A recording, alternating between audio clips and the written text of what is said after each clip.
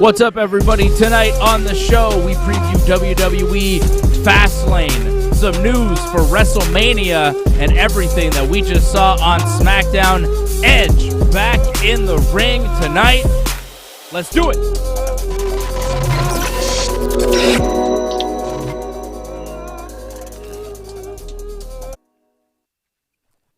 Hey, what's up, everybody? This is Wrestling Uncensored. I am Dave Simon.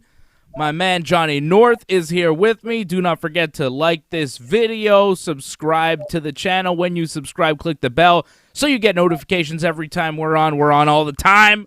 After all the wrestling shows, after Smackdown, after Dynamite, after Raw, Monday, Wednesday, Friday here on the channel. And, of course, every Thursday night at 8 p.m. for Ringside Report MMA.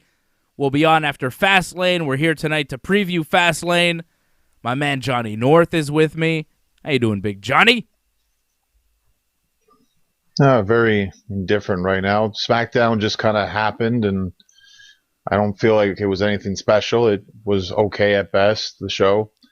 But it's done. It's over with. We can get through to Fastlane finally and finally start the big road to WrestleMania, which should have happened a long time ago.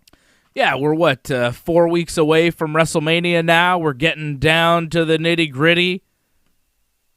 How many episodes of Raw do we have? So we got Fastlane coming up on Sunday. We've got 3. We're like 3 weeks away, really, at this point from this thing. 3 more episodes of Raw and SmackDown before WrestleMania on April 10th and 11th, the big 2-night extravaganza. We will be here recapping WrestleMania for you on both nights as we recap every WWE pay-per-view right here on the Ringside Report Network. Tonight, we're going to break down everything happening in the WWE. Hulk Hogan and Titus O'Neil are set to host WrestleMania. Tickets went on sale this week. Not sold out. You can still get your tickets now, as far as I know. You could this afternoon anyways. A lot of people missing from NXT after a COVID outbreak. Does Triple H himself have the Rona? Does the game have the Rona? We'll speculate. Edge is now the special enforcer for Daniel Bryan versus Roman Reigns at Fastlane. Seth Rollins versus Shinsuke Nakamura official for Fastlane. Charlotte Flair has been removed from some WrestleMania posters, and she wasn't on Raw this week. We'll speculate. Charlie Caruso, backstage interviewer, done with the WWE. You will no longer see Charlie in the WWE. And Eric Bischoff being inducted into the WWE Hall of Fame. So a lot going on in the world of WWE. Not only that, we have Fastlane. We're going to preview that. And, of course, Smackdown. A big episode of Smackdown. If you didn't see Smackdown tonight, we'll break it down in depth here. I'll ask Johnny North his thoughts. I know he didn't love Smackdown tonight. But I'll just give you a quick recap now. Right now. Of what happened tonight on SmackDown, okay? In case you didn't watch the show and are just joining us now, SmackDown tonight opened with Sasha Banks versus Nia Jax. Sasha got the win over Nia to retain the SmackDown title. Seth Rollins did an in-ring promo. Shinsuke Nakamura interrupted him and set up a match for Fastlane. The Mysterios beat the Street Profits, Dominic and Rey. And then Otis and Chad Gable beat the Mysterios. These are back-to-back matches for the Mysterios for some reason. Daniel Bryan had a big in-ring promo that was, I thought it was very good. We'll hear what Johnny thought about that promo. Roman Reigns was there as well with Paul Heyman. King Corbin beat Sami Zayn. Sami Zayn attacked Kevin Owens after the match, seemed to set something up. Johnny North has been telling you for months that Sami Zayn and Kevin Owens was the match for Mania, and I think he's right. Try to figure out how John got that right. Big E and Apollo Crews did a split-screen interview promo, and then they found each other backstage and brawled.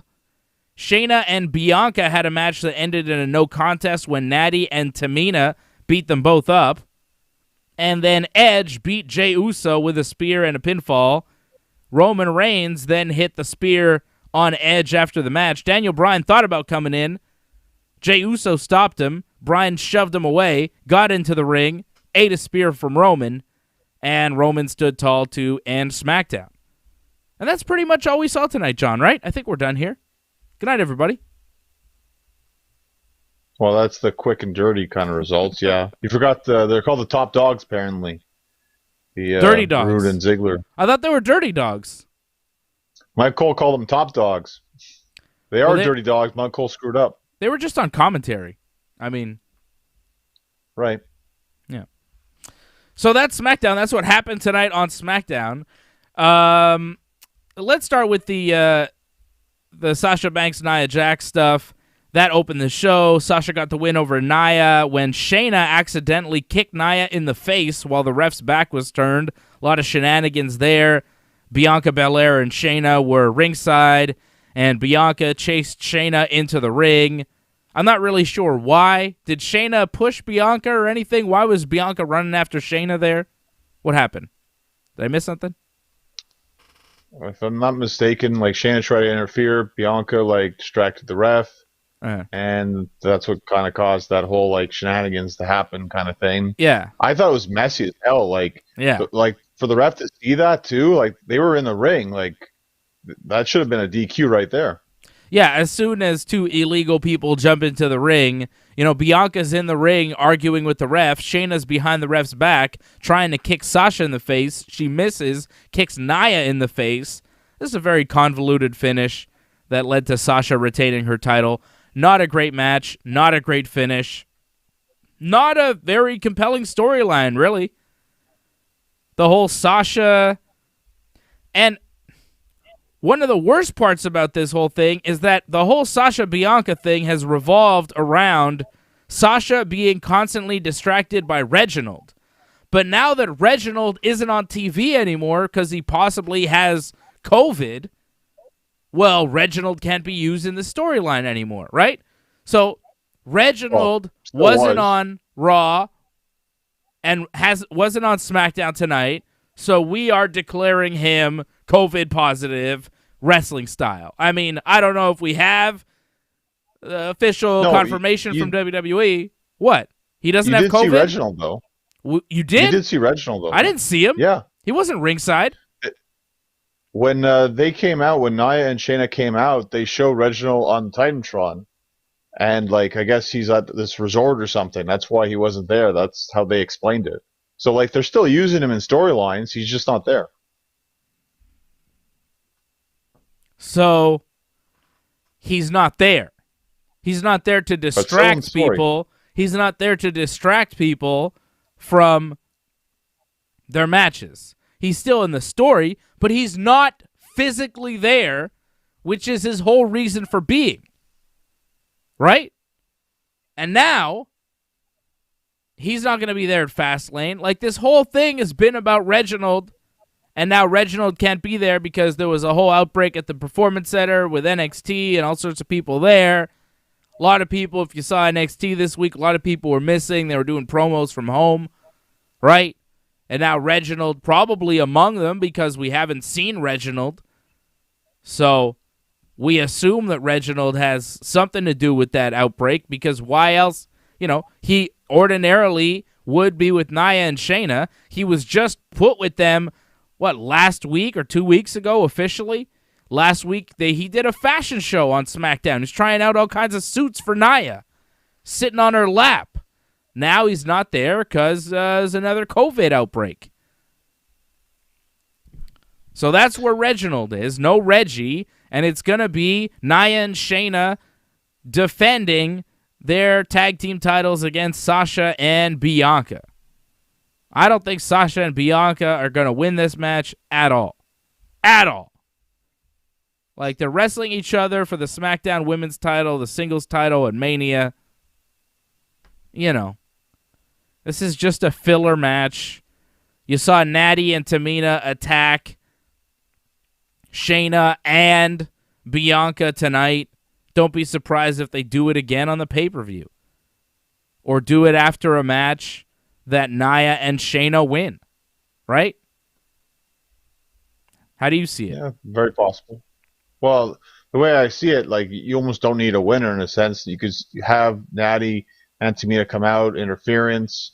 and that could lead to their match against the tag champs at WrestleMania, because I don't see Sasha and Bianca being champs, because that kind of throws away one match you can potentially have at WrestleMania. So they're not going to do that. Like, they already have a match set, so yeah, they're clearly not going to win. And we've already done this the last pay-per-view. This is kind of redundant and stupid to have. Yeah, they're 3 weeks away from WrestleMania. There's no point in this match whatsoever. You know Shayna and Nia are going to retain. They will retain, setting up some sort of multi-team tag team match at WrestleMania. If I were to book it now, I'd say it would be a 4-team match with Nia and Shayna defending against Natty and Tamina, Naomi and Lana, and the sexy muscle friends Dana and Mandy. Do Liv and Ruby get in on that? Yeah, or the Riot Squad. I'd say probably the sexy muscle friends and the Riot Squad are on the bubble for that match. One of them gets in and one of them doesn't, right? Or they just throw them both in if they feel sad and do like a 5 tag team match for some reason. But that's just messy. And it's already going to be messy. Like, that match already is like, oof. And then you add another team. I don't think you need the Riot Squad in that. Sexy muscle friends are more over than the Riot Squad at this point.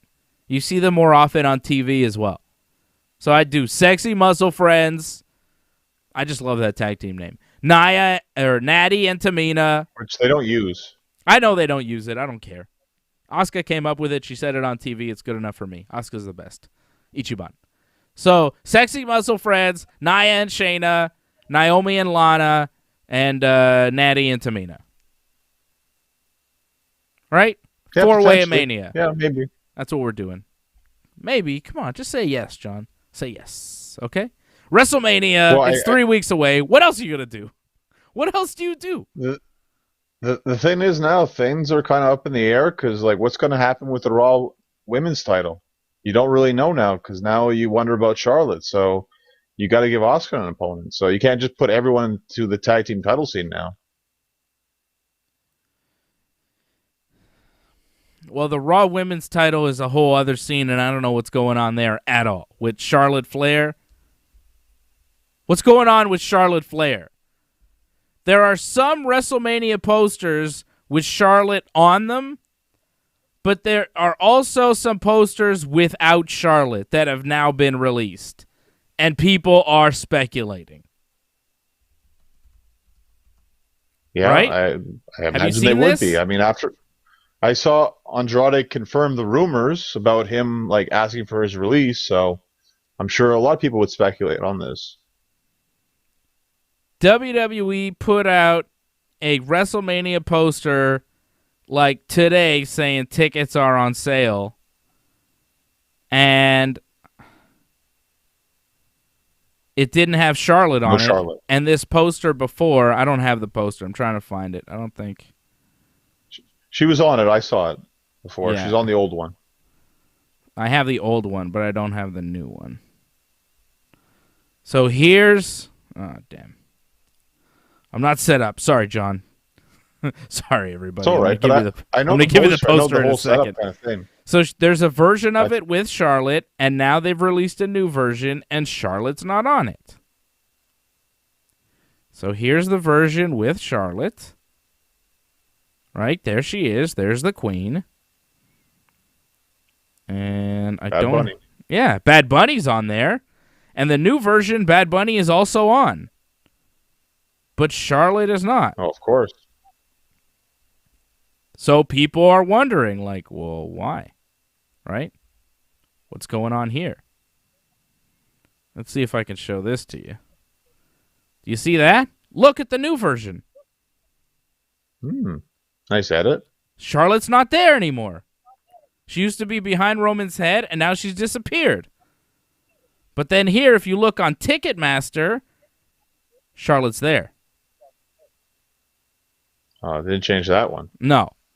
But for the WrestleMania tickets on sale now, they remove Charlotte, which is fishy. She wasn't on Raw this week. Her fiance Andrade asked for his release last week, and they didn't grant it to him, and he confirmed that the rumors are true this week. He was asking for his release, and he's not getting it, and he's upset.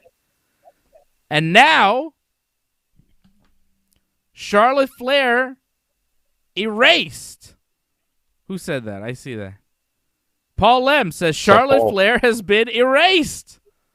She's been erased. They have taken her off the WrestleMania poster. What does this mean? Like, John, we talked about it, on Wednesday, right? And I said to you, hey, man, Charlotte wasn't on Raw. Yeah, kind of in passing. I don't think it was even on our AEW show. But I talked about it on Monday night. On Monday night on the Raw Post show here on the channel, and I think I was the only guy in pro wrestling to talk about it and the only guy to really notice it and the only guy who's really paying attention because we are the best in the business. And I believe that. I don't think anybody watches pro wrestling like we do. I didn't hear anybody else talking about that. I did, but it's okay. All right, fine. Well, I'm not listening to them. One of the few. One of the very few voices out there. Okay, John? Maybe you heard somebody else, one of your buddies, who's in tune just like I am. Right? But your uncle, but yeah. My uncle? Oh, okay. Your Uncle Dave, yeah. Well, he follows this shit pretty closely too, right? He's a smart guy. He watches the wrestling. He watches all the wrestlings, right? So he sees what I see, and it's like, well, okay. Her not being on Raw was one thing. It was suspicious. It was a little fishy, but it was like, what's one episode of Raw? But now that they have erased her from a poster, do you believe that something's up? I mean, this could all be moot by Monday when she shows up and she's like, oh, Asuka, it's time now. Fastlane's over. It's WrestleMania crunch time. Points to the sign, you and me, Asuka, for the belt at Mania. That could happen. Could happen. But they erased her from a poster. That's weird. Yeah, it's pretty weird. And, even if she comes back, you got to still wonder, like, how could you make a poster like that where you just erase her from that? Something's definitely up. There's no question about it. Now, can they still mend the fences, though? I think it's still possible, though. I mean, I'm sure a lot of talking is still going on right now behind the scenes, so they can still work things out. But it's too bad if they don't, because this really puts them in a bit of a pickle here, because that's really much their Raw Women's title main event right there. It's pretty much shot to hell now. So, John, are you telling me that if I say on this show I'm hearing sources close to WWE that Charlotte Flair may be unhappy with her position, if I report that on the show now, can I charge $25 a month for a newsletter? Can I do that too? And you can do that, but you're not always going to be right, though. So, you got to worry about that, too. Plans can change. Plans change. Isn't that what he does? Doesn't he always say, plans change? Put the disclaimer there. Yeah, put the disclaimer there, and you'll be fine. For entertainment purposes only. Yeah. Uncle Opinions Dave. can vary. That's why you come to Wrestling Uncensored, because we're free on YouTube. All right? Free on YouTube. $5 a month, subscribe. Or don't. But, I mean, please do. Because I don't think there's anybody breaking down pro wrestling like we do. Nobody else is talking about Charlotte Flair right after Raw. We were right there on it, and now, seems weird. Seems weird. She's not at Fastlane, neither is Asuka. And, I mean, if Charlotte and Asuka isn't the deal at Fastlane, or at Mania, I think you probably do Rhea Ripley and Asuka at Mania, which I wouldn't be mad about. I wouldn't be mad about it, but it's kind of super rushed. Like, you haven't even really debuted her on Raw, and you're giving her the title match at Mania. Like, that seems way out of nowhere. But I get it. They're kind of stuck. They'd have nothing else at this point. So, let's see. Back to Smackdown and what was going on here tonight as we continue to preview WWE Fastlane. I think we are both predicting Nia and Shayna to retain and then go on to some sort of tag team match defending at WrestleMania in just 3 weeks' time. Elsewhere on SmackDown, We saw Seth Rollins cut an in-ring promo. Seth talked about Cesaro disrespecting him all those weeks and all that stuff, and how Cesaro's jealous of him and his success in WWE, and he shows the beatdown that he did of Cesaro last week and says Cesaro is the worst waste of potential in WWE history. Shinsuke Nakamura shows up and tells Seth to shut up. And then Seth attacks, but Shinsuke kicks him and sends him out of the ring. Seth comes back in and eats a Kinshasa. Shinsuke standing tall, and the match is made for Fastlane. Seth Rollins versus the artist, Shinsuke Nakamura. I think the match should be pretty good. I'm looking forward to it. Seth and Shinsuke, I think they'll be given a good amount of time. I think this will be one of the few bright spots of this pay-per-view. I am not mad at this match whatsoever, and I think that it sets up the obvious Cesaro versus Seth match at WrestleMania. It's what it looks like we're going to, and I'm not mad at that either. They've built it for a while. Seth came back. He started the thing with Cesaro on his first night. They build it all the way to Mania. You have this Shinsuke stop in the middle. I'm good with that. And it means that Johnny North's prediction of Daniel Bryan versus Seth Rollins at Mania is not coming true, which thank God, because I didn't want to see that at all. But Seth and Cesaro, I'm fine with at Mania. I think they'll have a good, solid match. Seth and Shinsuke here at Fastlane, I think will be good as well. But I think Seth obviously wins because he's building up to a bigger match at Mania with Cesaro, and Shinsuke is on his way to a participation in the Andre the Giant Memorial Battle Royal this year. Right? Sadly, I just want to answer Franco's question. I have no idea when I'll be back in the ring, but I'll let you guys know when I will be back in the ring. As far as Shinsuke goes, I think it's kind of really disappointing because he's just given this match with Seth kind of like just a week, and then suddenly he's going to lose at the pay-per-view because they're not going to have Seth lose. If I'm not mistaken, this is like Seth's like big return to pay-per-view in a sense, right? Besides the Rumble, like this is his first big match back on pay-per-view. He's not going to lose. He's got a match set for WrestleMania. So it's too bad for Shinsuke. He's just set up to lose for this match. Yeah. And he's got nothing set up for WrestleMania. He's one of your top talents, and, nothing. But that's kind of what the WWE does, right? Don't expect her to do anything better than that.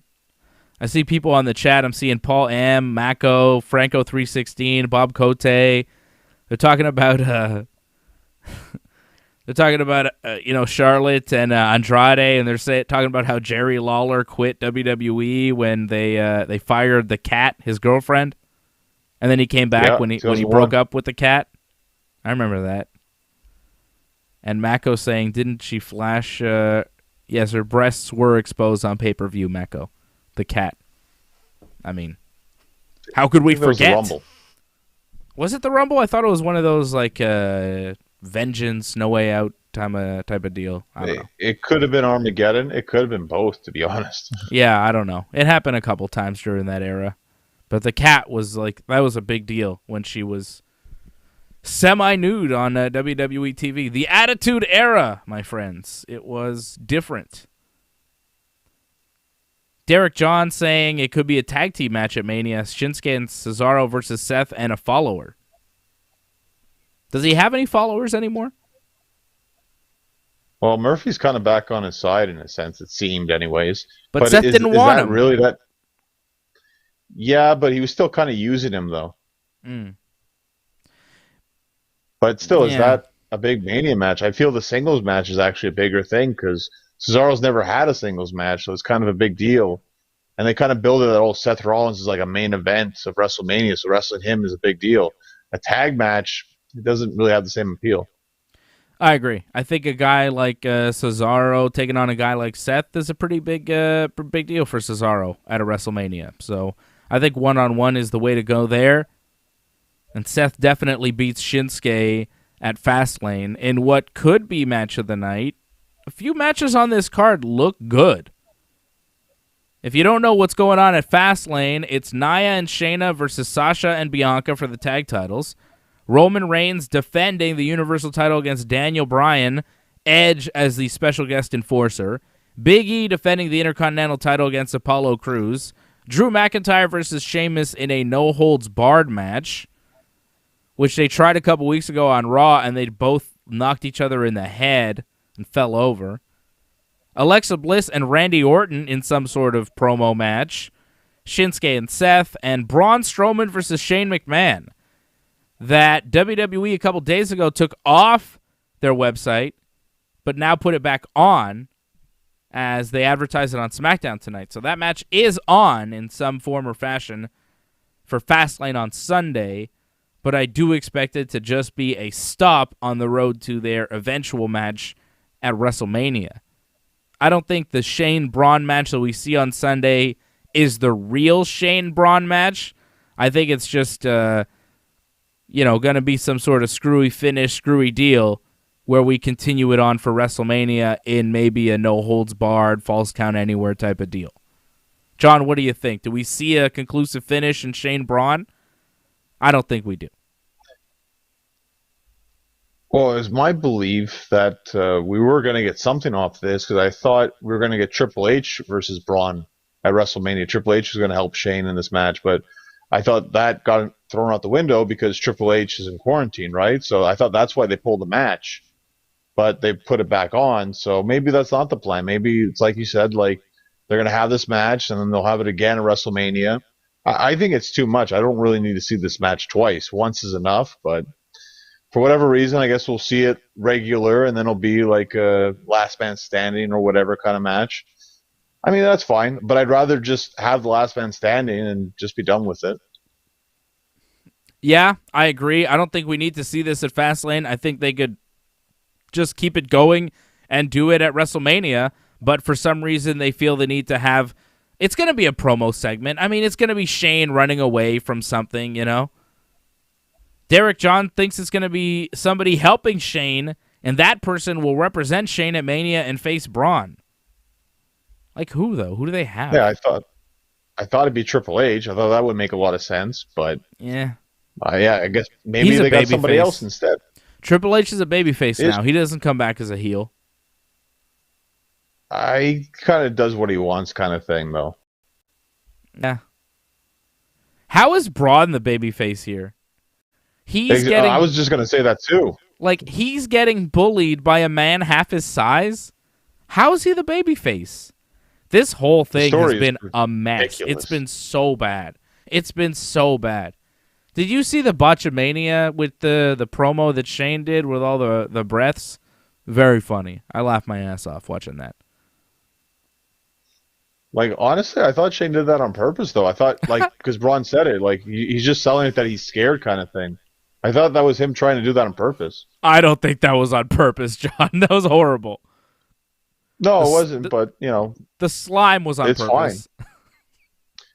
Yeah, the 2 buckets, of course. Why not? You got to milk it. That's DX's slime, by the way. It's leftover. I was thinking Nickelodeon, but okay. Remember DX? They slimed the Spirit Squad. Yeah, Spirit Squad. I feel like the man's got crap put on them or something. They do a bunch of stuff like that. Yeah. Vince loves cock and all that. That was great. Classy stuff from WWE. Good shirt. Yeah, they made a shirt. They actually made it into a t-shirt. If you have that shirt, wear it and send me a picture. And I will... I'll be very disgusted that you bought that shirt. And look at your shirt. Oh, yeah, it is a giant cock. It's a golden cock. Cock of France. French cock, all right? Just a little French cock on my shirt. What's the problem here, John? Oh, we're as bad as DX at this point. All right. Mysterios beat the Street Profits. That's right. The Mysterios and not Ray. Not Ray. Dominic. Mysterio. Well, it was Ray and Dominic as a team, but Dominic got the win. Yeah, Dominic got the win. He rolled up Dawkins. Mysterios beat the Street Profits. You built up the Street Profits for so long. They were tag team champions for a year. They beat the New Day. And now one of them gets beat by Dominic Mysterio? Come on now. Why build anybody if you're going to do this to them? Like, this is too much. This is a match where the Street Profits win and then move on to a match against the Dirty Dogs, Ziggler and Rude, who are the tag team champions. But instead, you have all this bullshit going on with the Mysterios beating the Profits, and then for some reason Otis and Gable showing up and challenging the Mysterios to yet another match. And then we have the match. Otis and Gable win, of course, because the Mysterios just wrestled. Otis gets the pin on Dominic, and it was like difficult for them to do, to beat Dominic and Rey. It wasn't like a squash match or anything, as it probably should have been. And then the Dirty Dogs are just watching on commentary, laughing it up, as they should be laughing it up. This nonsense. They're sitting there at the top of the tag team division. They're like, look at all these stupid teams we have to compete with. We're the most legitimate team on this roster. Somehow we've become the best tag team on SmackDown. Dolph Ziggler and Robert Roode somehow is the most believable, legit tag team on SmackDown. I like that they wear leather jackets together. I like that they have a tag team name.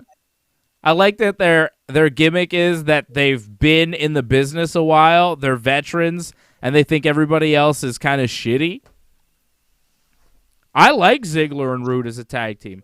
I also like Otis and Gable. I think they're fantastic. They're legit as all hell. But goddamn, man. And they're setting up a four-way for Mania too. I mean, that's obvious, right? It's going to be Mysterios, Profits, Otis and Gable, and Roode and Ziggler for the SmackDown Tag Team titles at WrestleMania. Book it, Chief. It's done. It's done. Yeah, it definitely seems like that. For the person keeps asking about the U.S. title, like apparently it's not defended as of right now. They haven't made that official.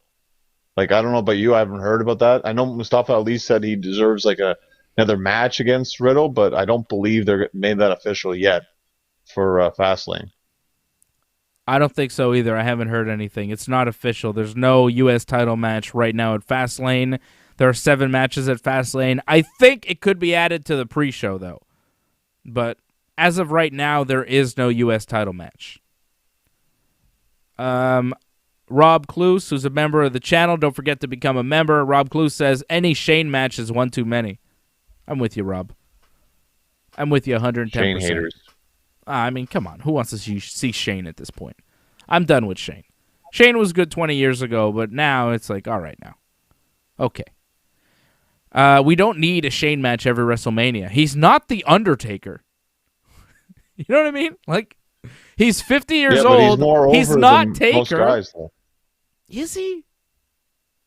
He's more known than most guys. He's more known than a lot of guys, but a lot of people are known. Doesn't mean you want to see them wrestle. Do you want to see Hulk Hogan wrestle at Mania? You asked for it last year, didn't you? Yeah, well, I asked for a lot of stupid shit with Hulk Hogan. You know me. I'm a Hulkamaniac despite the obvious difficulties being a Hulkamaniac. It's not easy being a Hulk Hogan fan, let me tell you, brother. Let me tell you something, brother. Big Terry doesn't make it easy on us, brother. The racism and all the other bullshit, brother. But, you know, I like him. I find him comical. I like the show Jackass, too. What? What do you mean? Because Rob just said I should just watch Jackass. I'm like, I like that too, but I like to see it in WWE as well. Darby Allin does it. Like, we don't mind about that. Oh, he's a little better than Shane. Come on now. He's younger. They're both good in their own ways. Okay. I don't like this Shane-Braun feud. Have you been enjoying this at all? Well, we just said it before. Like, it's kind of ridiculous. Braun is supposed to be the face, but there's nothing really likable about the guy. One, the guy is this whole, like, oh, everyone should get a job when no one could get a job at one point. So how could you ever like somebody like that? And then he's like, oh, you were a bully to me. And, like, Shane McMahon, like, look at him. Like, You gotta tell me Shea was the kind of guy Shea was a bully to you? Like, Yeah. you're terrible, Braun. Like, you're not someone to like whatsoever. Like, I can't get behind Braun. It's tough. Yeah. It's And a plus, stupid. I don't know if you saw that tweet that he did. Like, he's gonna the fist thing that he does. Like, he was trying to do a comeback and he couldn't even like tweet a comeback correctly. Like, What? Braun just fails for some reason all the time. What did he do? Oh, you'd have to look back through all the history, but like it was after that Shane promo that you don't like that he said, "Oh, the fist thing that I'm going to do." He's supposed to say the first thing he's going to do, but he said fist thing. Oh, so he can't Like, even he just do a can't- promo on Twitter when he can read over what Right. he's written? Right. Yeah. I'm not surprised. Braun doesn't strike me as a guy who's good at Twitter. Let's put it that way. His promos aren't the best. All Well, right. he's a millionaire, so give him that. But a millionaire that complains about people that can't work, that's really hard to cheer for a guy like that. Yeah, he's not a likable character. I don't really like Braun Strowman that much. I like Sami Zayn. I think Sami Zayn's fantastic. He did a backstage promo talking to his documentary crew. Kevin Owens shows up. Sami asks him if he's going to be part of the documentary. Kevin's not sure about it. Sami's like, Logan Paul's going to check it out. And then they show like tweets from Logan Paul to Sami Zayn, which is pretty cool. Those were legit. He's a pretty big star. His brother's going to get his ass kicked by Ben Askren in a few weeks, which I'm excited about. Or he's going to beat Ben Askren. I don't know. Who knows? I got Ben Askren, though. I mean, come on. Anyways, Kevin Owens wonders if That Sami should be Zayn... fun. Yeah, it's exciting. He wonders if Sami is blaming other people for his problems rather than himself.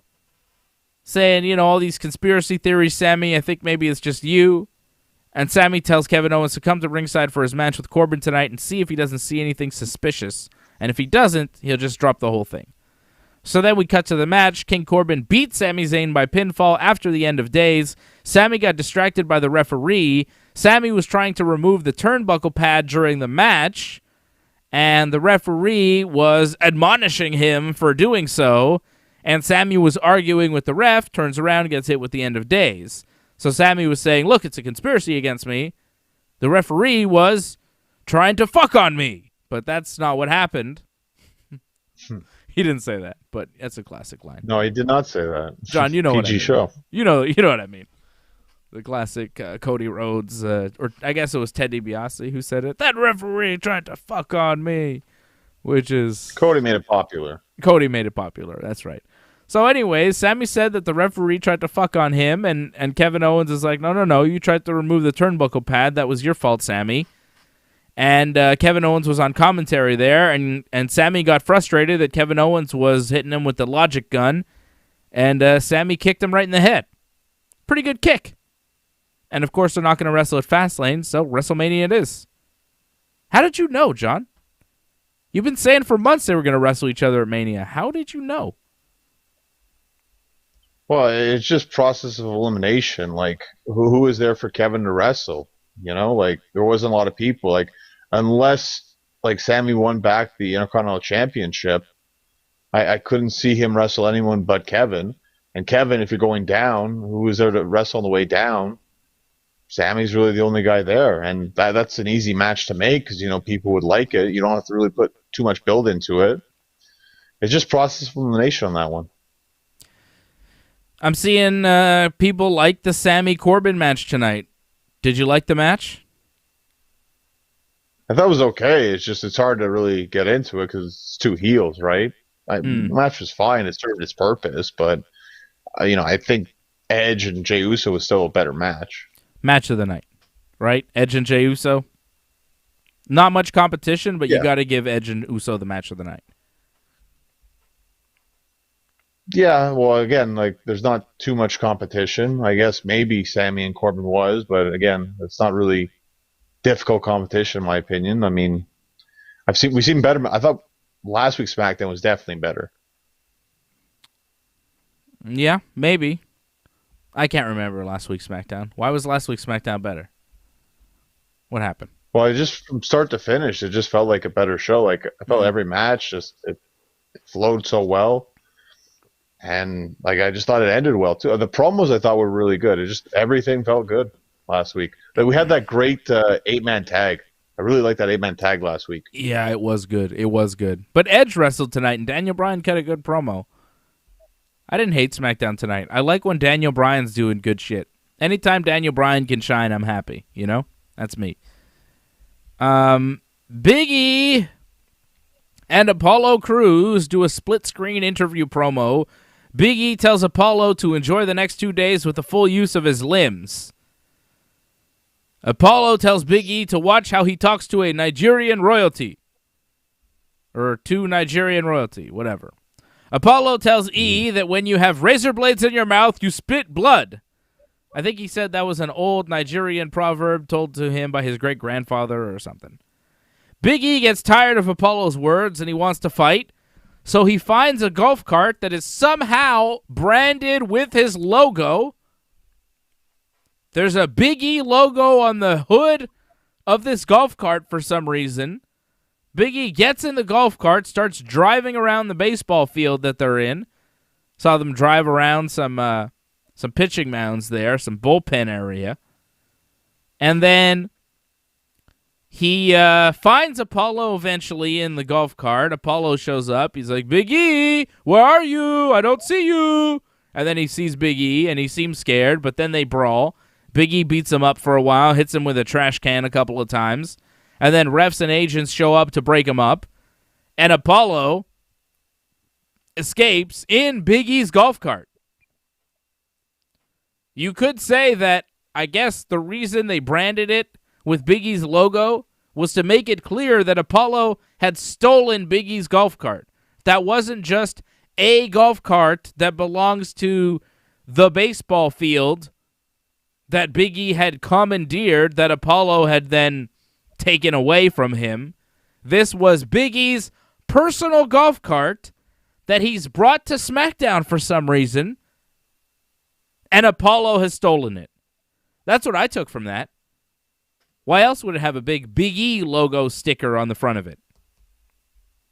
I did not like this too much. I think the match will be good on Sunday, but this promo was not so good. I don't like when they do backstage split-screen promos, and then they're like, let's also do a brawl. It's like the promo isn't strong enough to build the match, and they know this, so they're like, let's also brawl. Let's throw a golf cart in there to kind of mix it up. They were just throwing a bunch of shit out there to hype you for this awkward match where Apollo's doing a new accent. I don't know. I think the match will be good because Apollo and Big E are two good wrestlers, and it's for the Intercontinental title. Something's on the line. It's good and all. But I hope Big E retains because this is his first big defense as Intercontinental Champion, and this is supposed to be the big push for Big E. So I hope he retains, but Apollo's got this new gimmick now, so I don't know. I really don't know. I would lean towards Big E winning this match, but I could see Apollo winning and then Big E going for a rematch at Mania. I don't know. John, what do you think? Who wins? Yeah, I kind of feel the same way you do. This match definitely can go either way kind of thing because Apollo has a new character, so you don't feel like he's going to lose. Also, Big E, he's a champion. This is a big title match. Shouldn't lose right away. And although it's pay-per-view, WWE loves to do DQs, so I definitely see some sort of shady finish involved in this. So I think they're going to do a DQ. I think I could see like Big E gets disqualified or something, and they just continue this on to Mania. Yep. Big E gets disqualified. Apollo gets counted out. Something. Rematch at Mania. I think they do that. That's what happens here at Fastlane. All right, Daniel Bryan. Daniel Bryan cuts a hell of a promo. So Paul M says he thinks Apollo wins. I don't really understand that. Apollo wins at Fastlane. Big E retains at Mania. So Big E takes it back. I think Paul's saying title change at Mania or title change at Fastlane, and then Big E gets it back at Mania. Rob Clue says, That's possible. Yeah, that's possible. I can see that. Clue says, I see Apollo winning in a screwy way and then moving big to the world title picture. I don't think he gets to the main event anytime soon. Oh, Big E moving to the world title. Yeah, not right now. Too soon, yeah. Yeah, I think it's too soon. I don't think it happens right yet with Roman. I mean, Roman's involved in all sorts of stuff right now, and I think even past Mania, he's going to be busy with something. Not sure what. That's an interesting title picture right now. Daniel Bryan is involved. He's an active player right now. Daniel Bryan is involved, okay? Daniel Bryan is involved in this WrestleMania main event with Roman and Edge. Daniel Bryan cuts an in-ring promo. He talks about the Jey Uso Edge match tonight. Bryan says if Jey Uso wins and he's the enforcer, he's going to help Roman. But if Edge wins and he's the enforcer, he'll probably also help Roman because Edge doesn't want to face Daniel Bryan at Mania, and he thinks that he can beat Roman Reigns. Bryan says he knows he can beat Roman Reigns, and he's going to make him tap out at Fastlane. Roman Reigns and Paul Heyman show up. Roman says Bryan has no chance of tapping him out. Roman says he will never tap out. Roman says Bryan is a little man, and no one has ever made him tap out. Remember this, okay? Roman says no one has ever made him tap out. Apparently, the U.S. title is on the line. They just announced it on Instagram.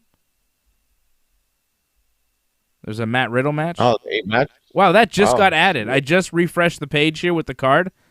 So the Riddle Mustafa Ali match is official. Thanks to Joshua for breaking the news here on the chat. I love it. See, the people that watch this show, they're up to date. They're checking. They're refreshing the WWE's Instagram. And it is true. It is official here. I'm seeing it. Riddle versus Mustafa Ali for the U.S. title. So we'll preview that match here in a minute. Daniel Bryan and Roman Reigns here. Roman Reigns says no one's ever made him tap out. He would rather lose his arm than tap to any man, and he would rather die in the ring than tap to someone like Daniel Bryan. Bryan says, Roman, you tell lies about yourself to make yourself have more confidence. And everyone thinks that they're invincible until they're not. Everybody thinks they're unbeatable until they get beat.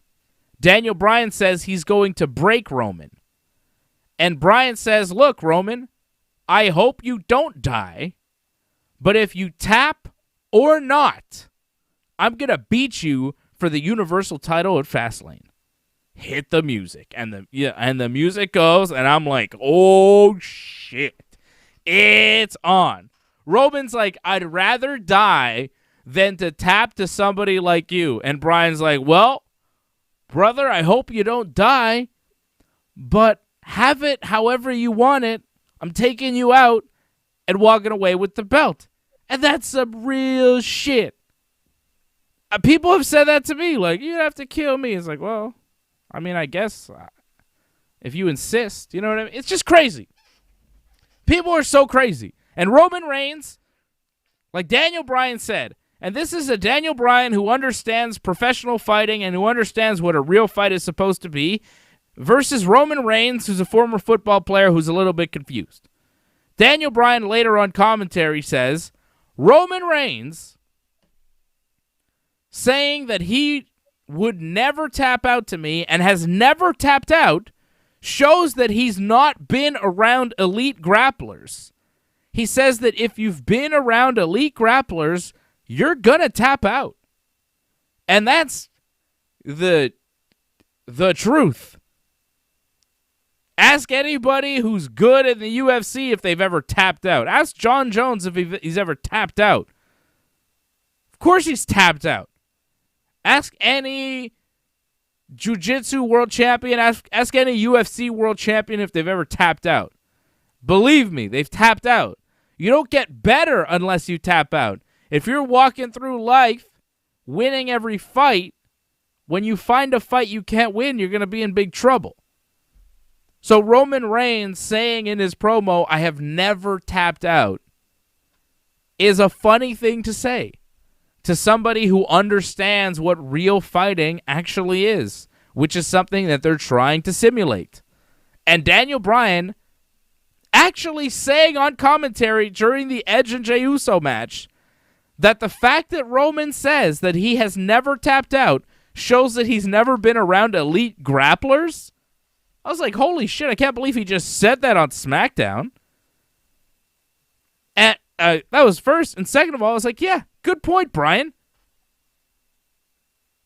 If you haven't tapped out, you suck at grappling. You suck at fighting if you've never tapped out. So I thought that was a fantastic point from Roman Reigns, and I hope Daniel Bryan chokes Roman unconscious and takes his belt. Choke him out. Kill him if you have to. Do whatever it takes. Break his arm. You know? Pop his shoulder out of place. Put him in that omoplata that you do. Don't even do the yes lock, Bryan. Just omoplata him to the point where he feels it and he understands. How about that?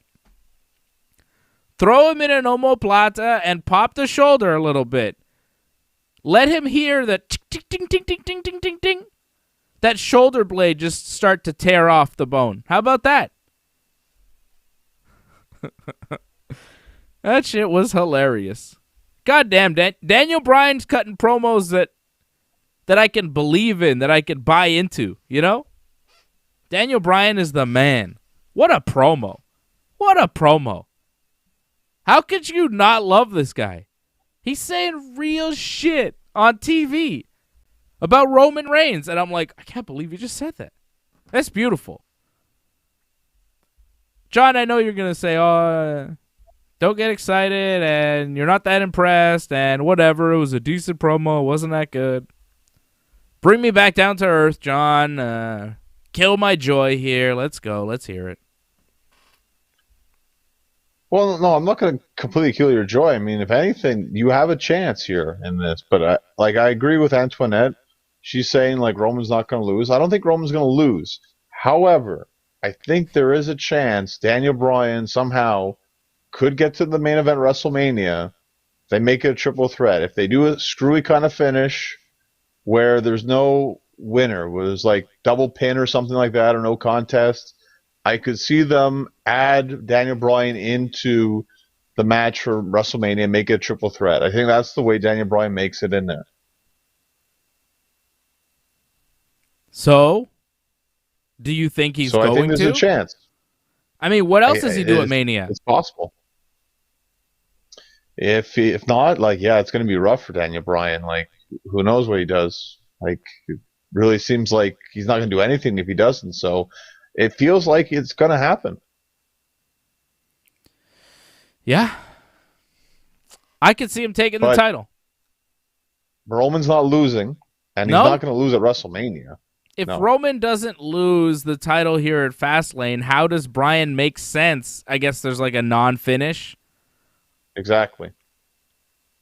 But what's the non-finish with Edge at ringside? What do? Edge can't take everybody out. He's a babyface. It's a mean thing to do. Edge hit somebody. You know, it ends up into like a double pin kind of thing. Both men lost, in a sense. Both men won. So you can put that over that both men should go on to WrestleMania, no? I'd give Bryan the belt. It's just cleaner. It makes more sense. You give Bryan the belt. I think a triple threat match is the best match. I don't know. Didn't Bryan have to earn another title shot after getting screwed out of the match at Elimination Chamber? Like, I feel like if he loses again here, if he doesn't come out the winner, it's hard to explain him into a match at Mania. If they just give him the belt, then it's like, okay, Roman gets a rematch because Edge maybe spears Roman to help Bryan win. Bryan is the champion, so he's in the match. Roman got screwed over. He's the former champion. He's in the match, and Edge won the Rumble, so he's in the match. Triple threat. It's just cleaner, story-wise. That's what I would do. I'd give Bryan the belt, but I'd always give Bryan the belt. I mean, you know me. I'm biased. I think it works better for Bryan actually with triple threat because remember WrestleMania 30, that's how he won the championship, was in a triple threat match. So it's kind of like recreating magic in a sense.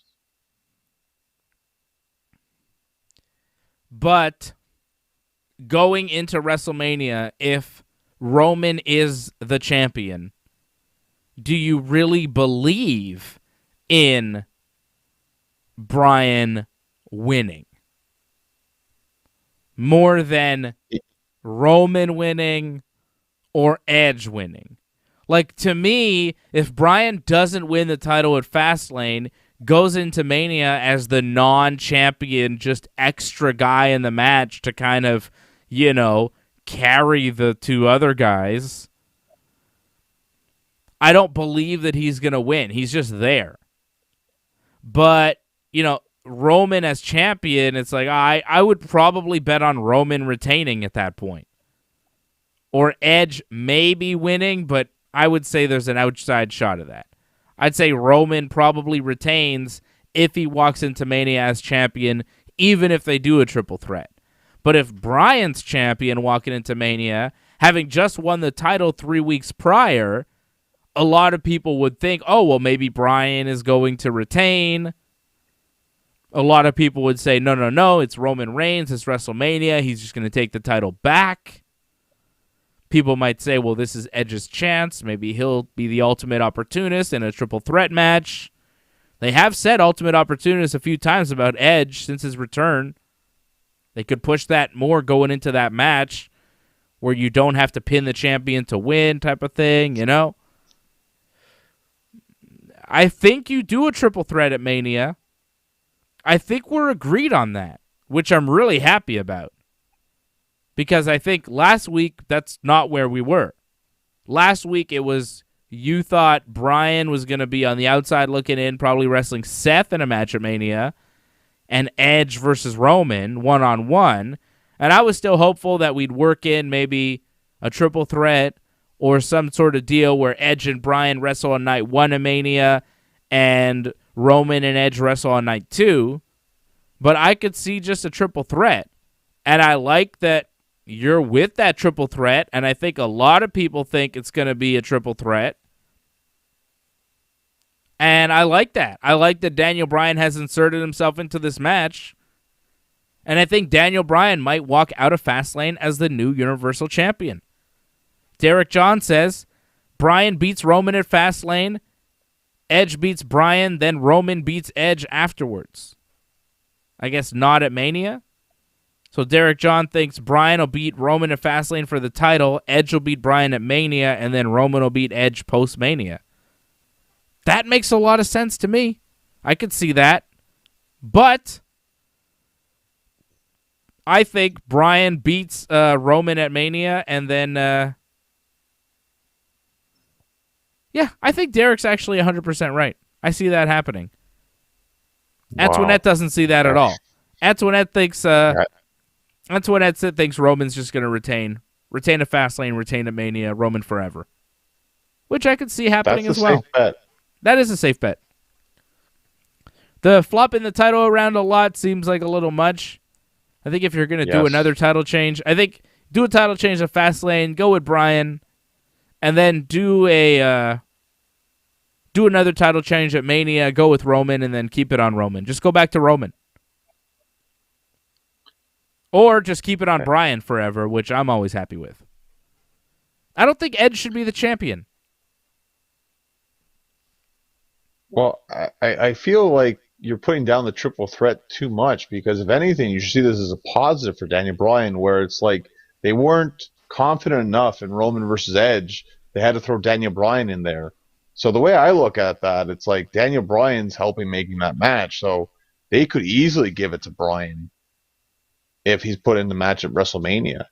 I mean, you got to really hope for this. I mean, if he's in there, that kind of changes everything because, like, clearly the original idea was Edge versus Roman. But if they add Daniel Bryan in there, all bets are off in a sense. And this is a contract year for Daniel Bryan. His contract does run out end of August, early September. So they might want to put the title on him, make him happy, keep him around.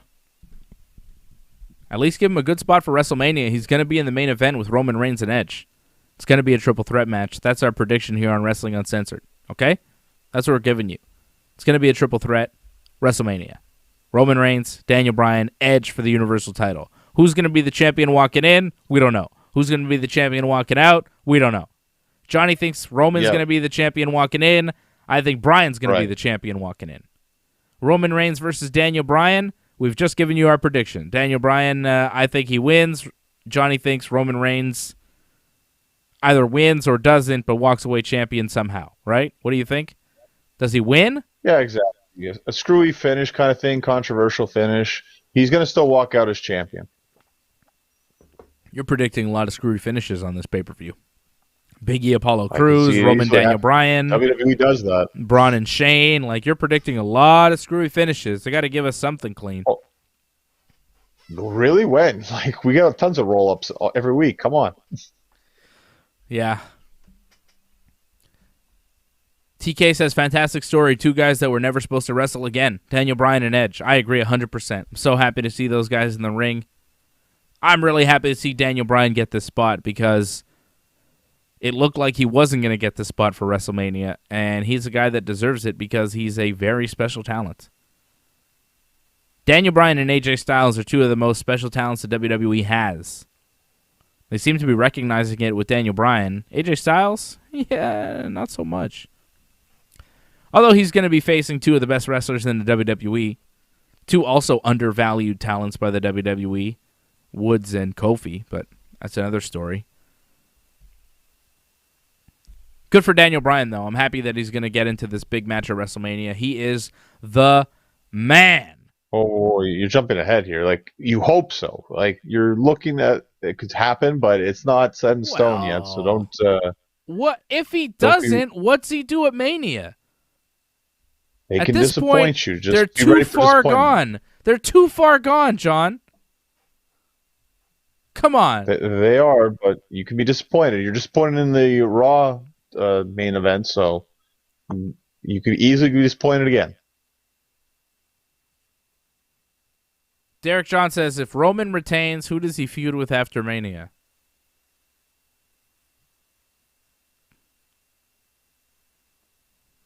Seth? Well, you know, they could Cesaro? always go, yeah. Maybe Cesaro? I was thinking Seth. I mean, what? You think about there's tons. I mean, you know, Shinsuke, you could always just throw in random people. Why not? Yeah. Shinsuke. You know, just for a program until you're ready for Big E. I think Big E is probably SummerSlam. Maybe even later. Who knows? Like, who knows what Big E's plans are, you know? I think there are big plans for him, but I think him and Roman at SummerSlam is probably where we're going, although you never know. Plans always change, right? Yeah. Jimmy Uso. Mm-hmm. I mean, he hasn't come back. Maybe he won't be on board with the whole, like, Roman Empire. So maybe he'll feud with Roman for a bit. Ugh. Please, no. I'm not saying you're going to like it. I mean, come on. Jimmy Uso and Roman Reigns. Like, we've already seen the Jey Uso Roman Reigns thing. I don't need to see that. Jimmy Uso, when he comes back, he just needs to accept the head of the table, join his brother Jey, and keep on going. Or tell his brother Jey, like, hey, we don't need this guy Roman Reigns. He's a real dick to you. Why don't we just become a babyface tag team again? And then they do that. One or the other. But I don't want to see Roman versus Jimmy. Antoinette thinks it's going to be Seth. I think it's possible. But I think they're building Cesaro. Like, don't be surprised if Cesaro beats Seth in Mania and then we see Cesaro versus Roman post-Mania. They're trying to do something with Cesaro. Cesaro won. Really? I wouldn't. They're trying with Cesaro now. I feel like they're legitimately trying because the whole locker room is like, come on, guys. The locker room seems to be rallying around Cesaro at this point. Seth's going to lose 2 WrestleManias in a row? Yeah. So? What's Triple H's WrestleMania record? By that. Yeah, but Triple H still has, like, big wins at WrestleMania. And, like, even with Triple H, they still kind of protect him in a sense where he doesn't lose that many matches. Like, if he loses a match, this is a nice little sound effect we're getting right now. Good God, that scared the shit out of me. I wasn't expecting it either, but oh my God. That's nice. New follower. That's always cool. But yeah, like if Triple H loses, it's because it's the WWE title match or something, or it's like he's wrestling the Undertaker. It's a match where it's like, oh yeah, he has to lose, but then he'll win a match that he shouldn't win, like Sting. Still salty about that, eh? Always. You'll never give that up. Johnny North, this is a running joke on Wrestling Uncensored. When Triple H wrestled Sting at WrestleMania all those years ago. Yeah, it's a running joke on the show. I told I told everybody that Triple H was going to win. No one believed me for some reason, even though they built the whole story about Triple H representing WWE versus Sting, who was there representing WCW. And I was like, well, this is a WWE versus WCW match, kind of, that they're building as a story, and it's at WrestleMania, and it's Triple H. Like, you really think they're going to have the WWE guy lose at Mania? I was like, no, I don't think so, guys. You don't know how the WWE works. You haven't seen WrestleMania before, and obviously most wrestling fans were confused because Triple H won, and I was like, yeah, he should have won. It was the whole build to this was Triple H is the WWE guy, and here's this WCW guy coming in, and we're going to show them why WWE won the Monday Night Wars, and Hogan and all his friends in the NWO showed up to back up Sting for some reason, even though they were opposed to Sting on WCW. It's just because they were on WCW, and, that was the story of the match, and John is still mad about it for some reason, and I like to poke him a little bit and talk about it, and talk about how much sense it made, and how it was the right call, and how I told everybody it was going to happen, and I think the betting odds had Sting as like a massive favorite for some reason, and I was like, what? Are you guys not watching this show? Have you guys seen WWE before? Come on, man. You remember the invasion angle? That didn't work out. How they treat the WCW guys? You have like a parade of interference in that match and weapons, whatever, sledgehammer. I think the sledgehammer is how he beat him in the end. And then Triple H goes to shake Sting's hand. Like, how does this make any sense whatsoever? Like, who in their right mind would book something like that? Like, it's ridiculous. It's horrible. Thank God Triple H doesn't wrestle that much anymore. Look how mad he is still. John, you're still so mad. I'm not alone on this. I'm not alone on this. A lot of people feel that way. Oh, John, you're so mad. I love it. I love when you're the one getting mad. Usually you say things to make me upset. I like when I can turn the tables on you, buddy. Fantastic. No, I did it to myself. I brought it up, so I hurt myself. Ah, you poor bastard. Edge beats Jey Uso. I thought it was a solid match. It was okay tonight. Roman hits a spear on Edge. Bryan comes in, gets hit with a spear as well from Roman. Roman stands tall. Roman standing tall tonight also not a good omen for him. What the hell? Apparently you get a new you guys complained that the sound effects were gone. Remember when you'd get I believe it was for money. When you get more money, like there'd be a sound effect. So that's it. We got the sound effects back. Oh my god, it's so scary. Do they have to be that loud? Jeez. Oof, I like it. Thanks for being a new follower. Subscribe. Don't forget to like and subscribe. Do all the things. We love it. I think that was a like, not a follow. Was that a like? Uh-oh. Yeah. Are these things going to start happening more and more during the show, scaring me? Keep liking and subscribing. Hit us up with a super chat. If you hit us up with a super chat, there might be a big sound effect now. I don't know. Give us some money on the super chat and see. Yeah, it's probably going to be a huge sound effect. It's going to explode the show. My ears will get permanent damage. Uh-oh, I'm getting a text from the production team. What are they telling me? What's the story? Something about the sound effects. It's a dud. Don't worry. Oh, it's... Yeah. Ah! It happened again! More coming? Oh, no! See, now people know. Apparently, they just started out of nowhere. It's like kind of a mystery where these are coming from. I don't know. I think something's happening. I don't know. This mystery is happening on the show. Oh, my God. All right. Anything else at Fastlane we have to get to that we didn't preview? Braun versus Shane. We did that. Shinsuke and Rollins. Big E and Apollo. We did all the SmackDown shit. Couple Raw matches we didn't get to. How about Alexa Bliss versus Randy Orton? I mean, I wonder what's going to happen here, John. Gee, I wonder. You think The Fiend will show up? Yeah, I think we understand the ending to this, but I mean, in terms of the match, that's the biggest question. What kind of match are we getting here? I think this is going to be more of a cinematic kind of experience, kind of a lead up into what we're going to see probably at WrestleMania with Bray and Randy. Like, to me, what they should have done, because they kind of teased it a bit, they should have done Randy Orton versus Randy Orton, where it was like that evil Randy was facing. No. Well, you're laughing, but they should have done that. I saw a man versus himself match in Impact with that guy, Ethan Page. Super chat. Ah! There you go. Aw, Patrick testing. It worked. See, I knew it was going to Yeah, it happen. worked, yeah. Thank you, Patrick. That's good. Thank you, Patrick. Great test. Yeah, I mean, And AJ's right. It's back. yeah, it's back. I'm happy about that. Look at this. I got a Baron Corbin. You see this guy? You see these guys I have with me? That's King Corbin right there, baby. Look at Where's your Shane McMahon? that. I don't know. He's in the box of wrestling toys with my son's stuff. Got Edge, little rated R superstar, with you. Oh, that's a very old Edge. Yeah, I know. Look at this Triple H. This is a recent Triple H. He's got a little NXT on him. See that? NXT on his thing. Yeah. Super chat. Oh! Do I have coronavirus or not? Thank you, Antoinette. She says best show. I agree. This is the best show. I agree 100%. It's my favorite show. It's the only one I do, along with all the others on the Ringside Report Network. Ringside Report Network is the only network I'll appear on, okay? I won't appear on any of those other jabroni networks. I don't know what they are, but I don't like them.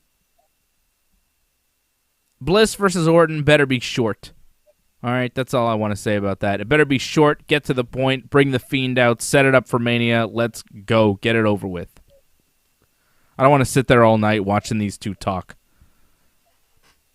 I don't want to see Randy versus himself. I did see somebody do the, like, rant. You ever see the Spider-Man meme where it's, like, Spider-Man pointing at himself? You know that meme? Somebody did that, but, like, they put Spider-Man's head on Randy Orton's head, and they did it with the TV version of Orton, so he's, like, pointing at himself as Spider-Man. It's pretty funny. Mm-hmm. It's on Botchamania. You should see the latest Botchamania. It was very good. It was a very good Simpsons thing, ending. There always is. Oh, it was the, well, you have to see it. But you know when Lisa, I'm going to explain it to you anyways. You know when Lisa is convinced that the Simpsons are all dumb and she's going to grow up stupid because of the Simpsons gene, you know?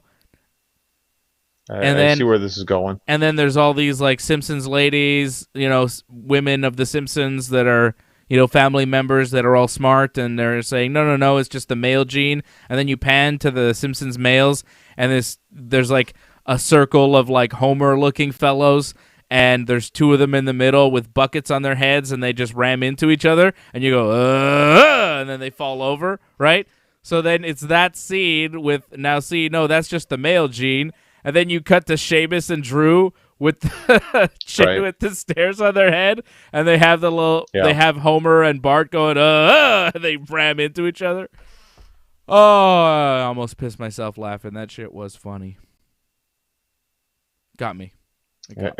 Everything can always relate to The Simpsons. It's exactly matter of fact. Yeah. Exactly. So yeah, Alexa, Randy, and then Riddle versus Mustafa Ali. I think Riddle retains. I see no reason to give it to Mustafa unless you want to break up Retribution and give Mustafa a nice little push on the way out. I don't know. Yeah, I just don't see a title change. I mean, the match came out of, like, nowhere pretty much, right? Like, I know they kind of been somewhat hyping this, but not that much. Not for a title change, I don't think. All right, Johnny North, I want two things from you. I want your prediction for match of the night, and I want your prediction for what you're going to give this pay-per-view on 10. What do you think the rating will be on 10 on Sunday night? Yeah, I want you to predict how good you think this pay-per-view will be. On paper, how do you think it'll be? And then Sunday night, you'll tell me how you think it actually went. I'll give you mine first. I'll give you a little time to think. I think the match of the night is going to be Daniel Bryan versus Roman Reigns.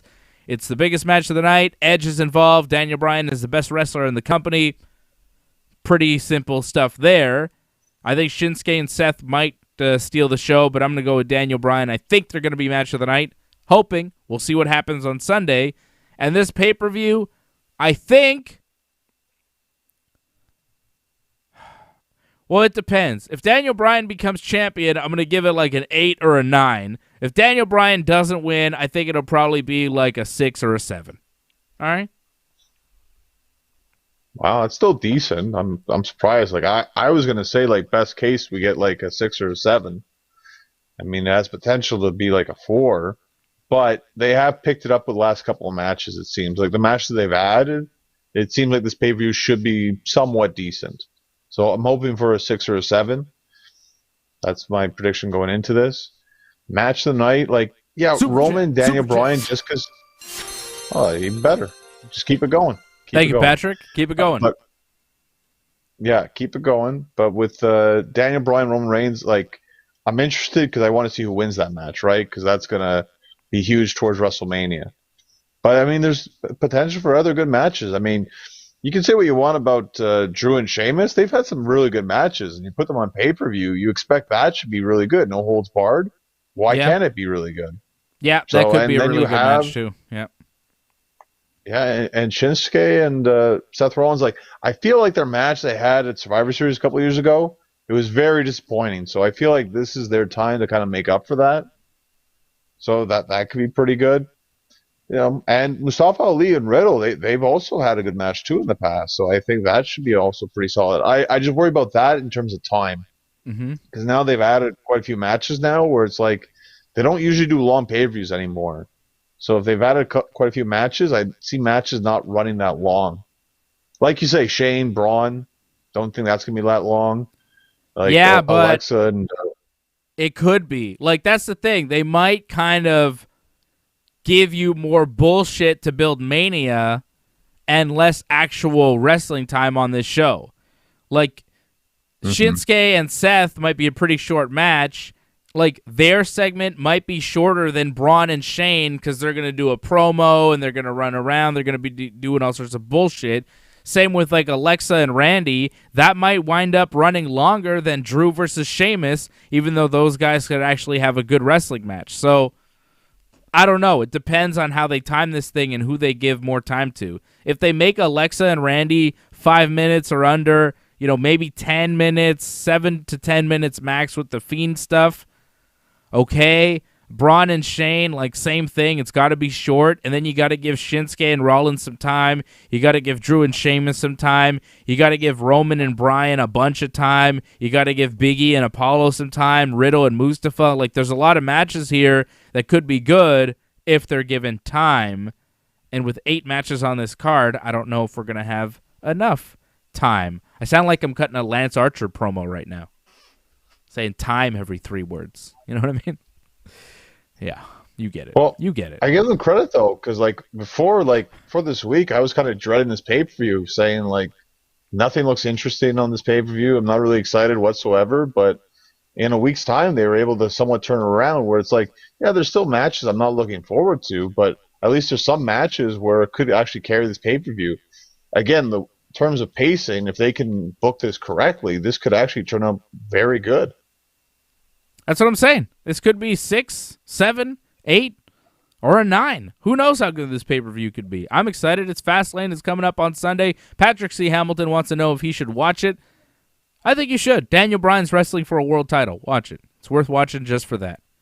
Watch the show and then watch us right after Fastlane. We'll be here breaking it all down about, 10 o'clock on Sunday night. What time Fastlane going to be over? Around 10? 9:30, 10? Yeah, I guess 10-ish. Yeah. So we'll be here around 10 o'clock Sunday night for the WWE Fastlane recap. Mako wants to know Miro versus Cornette. Any views? Do you have any views, John? You just got to remind me about this. 'Cause I only glanced at it a little bit. Okay, well, Cornette said some pretty awful things about Penelope Ford on his show, and then Miro got mad and threatened Cornette and said he was going to go find him if he ever called Penelope a slut again. And then Cornette kind of doubled down on his podcast and said all sorts of pretty nasty things about Penelope Ford. I think Cornette should not use the word slut. I think that is probably safe. I think Cornette doesn't have very nice things to say about women on his show. I think Cornette has some interesting opinions about professional wrestling, but I think for the most part, Cornette is trolling the wrestling business, and everybody in wrestling seems to be falling for it to the benefit only of Jim Cornette. He seems to be pissing everybody off. A lot of wrestlers and people within wrestling and wrestling fans are getting very, very mad at all the dumb shit that Jim Cornette is obviously saying to get you mad, and you are falling for it hook, line, and sinker. Cornette is carny. Carny as all fuck. He is an old-timey wrestling guy in his mid-60s from Kentucky. What do you expect from this man? He is trolling the wrestling business. He is fucking with you. He doesn't really believe all the shit he says. I mean, a lot of it he does, but a lot of it he doesn't. He's just talking shit because he knows it's controversial, he knows how to push the buttons, and he doesn't mind getting into trouble. But Jim Cornette trolls the wrestling business, and people fall for it. People need to stop falling for it. People need to stop giving him the attention because that's what he wants. That's what he's looking for. He's looking for the attention. He says he's not, but why does he have a podcast? Why does he have all these things? Why is he out there giving his opinions? Why does he watch AEW if he hates it so much? He watches it every week and talks about how shitty it all is, right? So why does he torture himself? Why? Because, if Jim Cornette really wanted to watch professional wrestling, he'd just watch Ring of Honor or whatever shit that he likes. He'd watch that shit, and then he'd be done with it. He wouldn't have to go and talk about AEW. He's doing this to fuck with the wrestling fans and the wrestlers, and they're falling for it. He's a troll. It's a gimmick. People are getting worked. People are marking out. Miro got worked. Miro got worked. That's just what Cornette does. And you hear Cornette even talk about it on his show. He's like, oh, I wish a bigger star would have come at me. Why do you think that was? Because if a bigger star comes at Jim Cornette, then more eyeballs are like, oh, who's this Jim Cornette? Maybe I'll listen to his podcast, and that's why he's got the following that he does. But a lot of these people that listen to Jim Cornette, they just take his word for gospel, and they say and they repeat the same things, they repeat the same names. Jim Cornette has all these little pet names that he uses for wrestlers, and it's just all right, dude, I get it. And people, they feed into this, and they buy into it. He has his fans, right? But he's a gimmick. It's a gimmick. It's carny. I find him entertaining. I don't dislike him. I like his podcast. I listen to it sometimes. He's pretty good. And sometimes we agree on, the wrestling itself. I don't disagree with him on a lot of the shit that he says, but I do disagree with him on a lot of the other shit that he says, so he's just a troll. He's working the wrestling business, and they're falling for it. That's my assessment of Jim Cornette, John. Am I off the mark on that? He's just working people, right? Well, he's making money off them, pretty much, is what he's doing. Miro threatening Cornette, brings more people to Cornette, makes more money for Cornette. Miro just got worked.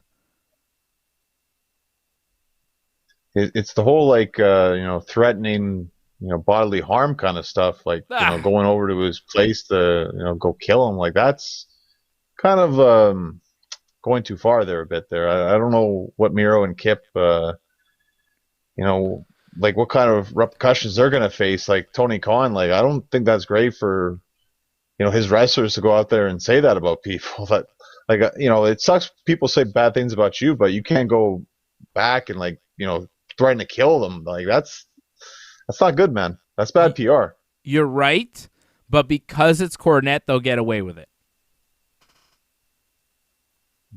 I don't think that's right.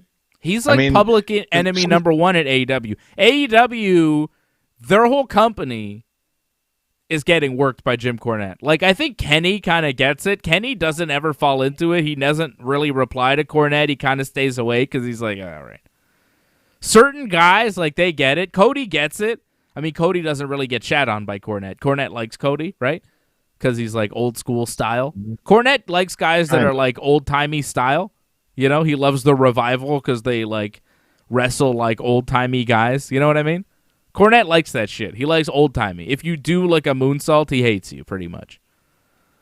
And the hilarious shit about Cornette is, in 1990, he was like, these guys are doing too much.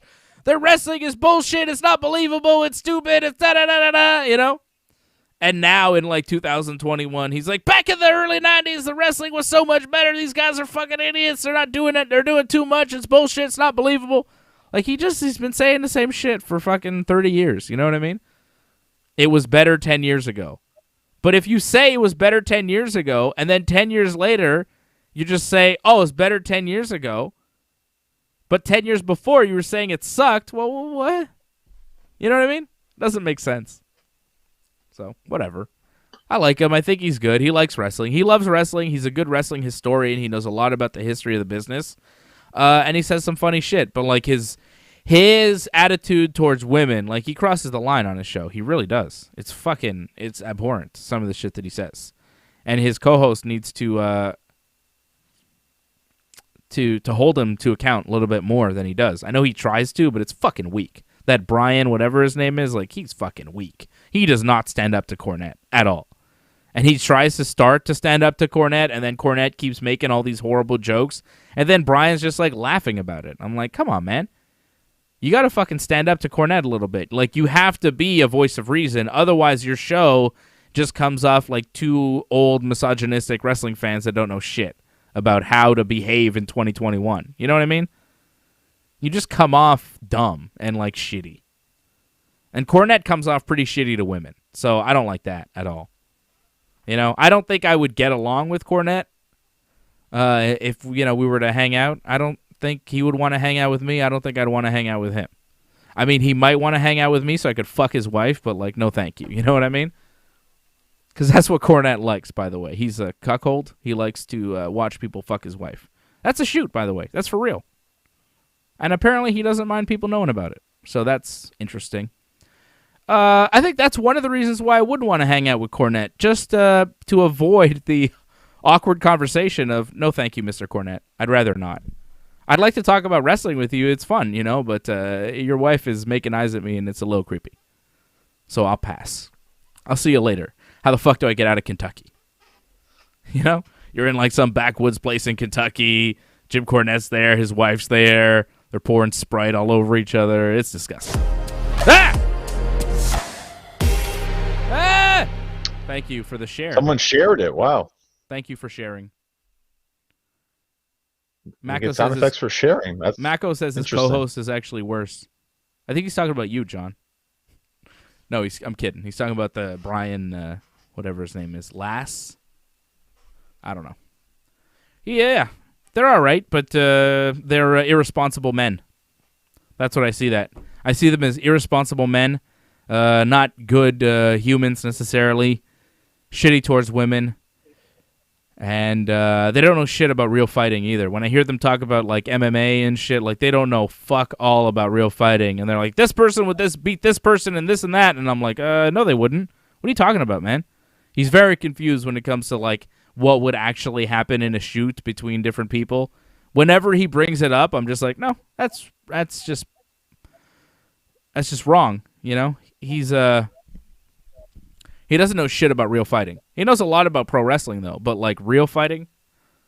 Get out of here with that. Crazy.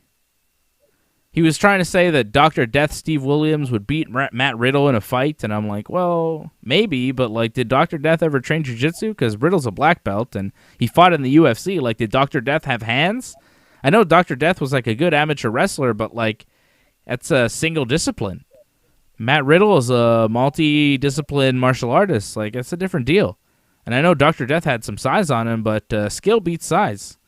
So, I don't know. Cornette's just a little confused. He says a lot of things. I think he said Nia Jax would beat up Ronda Rousey in a real fight or something, and I'm like, no, she wouldn't. What, are you crazy? He said some dumb shit, about real fighting, and I'm like, no. You're confused, my friend.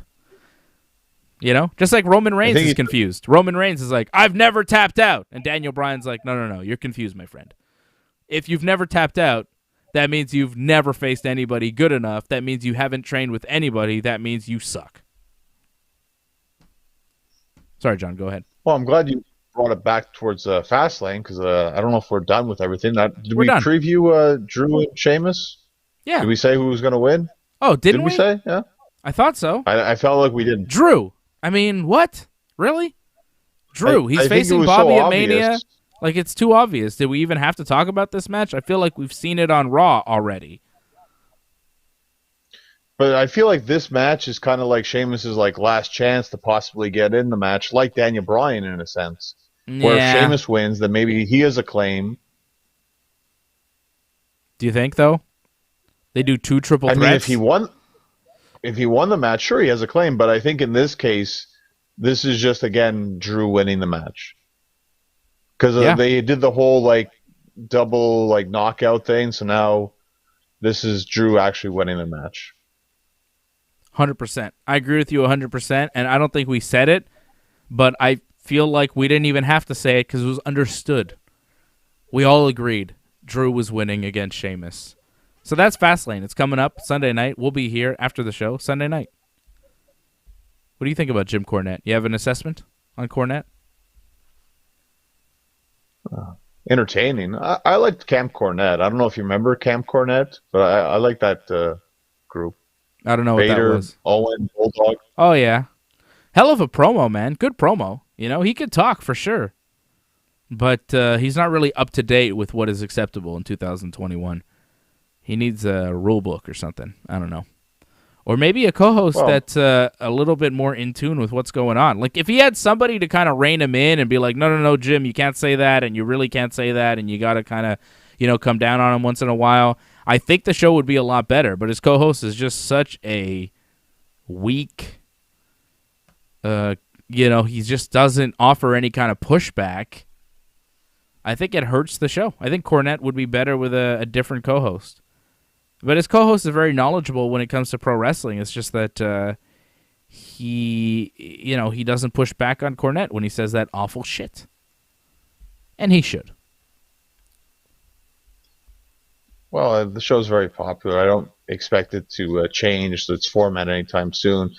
I think if people have a problem with it, just don't listen to him. That's it. Yeah. I think that was Miro's biggest problem. Like, don't interact. Act like he doesn't exist, because it should be like that for you. Like, you're doing your thing. Like, he it doesn't exist to you whatsoever. That's the way it should be. But I don't know what Miro got so mad about. I guess someone sent him a clip or something, and he just went crazy. Yeah, and that's the thing. Stop giving him the time. That's really what you guys need to do in the wrestling business. Just stop giving him the time. Stop commenting on what he says about you. Act like he's not there, and eventually he won't be there anymore. The more wrestlers give him the attention and say things about him, that's how he makes his money. Which you've just done yourself. Yeah, sure. I don't care. I don't care. I don't mind. I mean, somebody asked us about it on our show, and I think that there's not enough people in the wrestling business right now. I think everybody's marking out for Jim Cornette. I think that's the real problem with the pro wrestling business and Jim Cornette is that everybody gets so offended. There's all this pearl clutching over what Jim Cornette says, and oh my God, can you believe the latest thing Jim Cornette said? And then everybody's like, cancel Cornette, get rid of Cornette. Not realizing, well, it's not going to happen. He's still going to keep on podcasting. You can't cancel him. You can't get rid of Cornette. It's pro wrestling. Like, it's really hard to cancel people in pro wrestling, especially Cornette for just words, you know? So people get all mad about Cornette, and I'm just like, I need to tell it how it is, you know? Guys, it's a work. You're getting worked.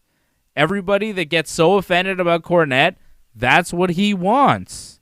And everybody that believes everything Cornette says is the truth and he is the god of wrestling and he knows better than everybody, that's also a work, and that's a lie, and you're getting work too.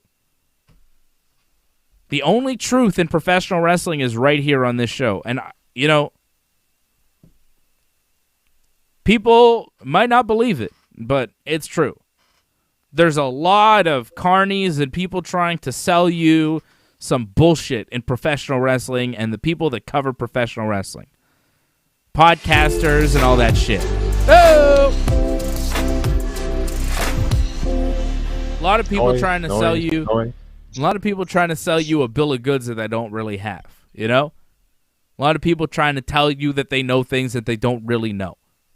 Some people have information, but they're kind of boring too. Some people have information and they're boring. So I think we're the best of everything. And we're not calling anybody sluts. Except you, Johnny North, you sexy slut, you. I could call him that. I've heard your Ringside Report show. Sometimes you guys go really crazy, especially on the watch-alongs. That's just AJ.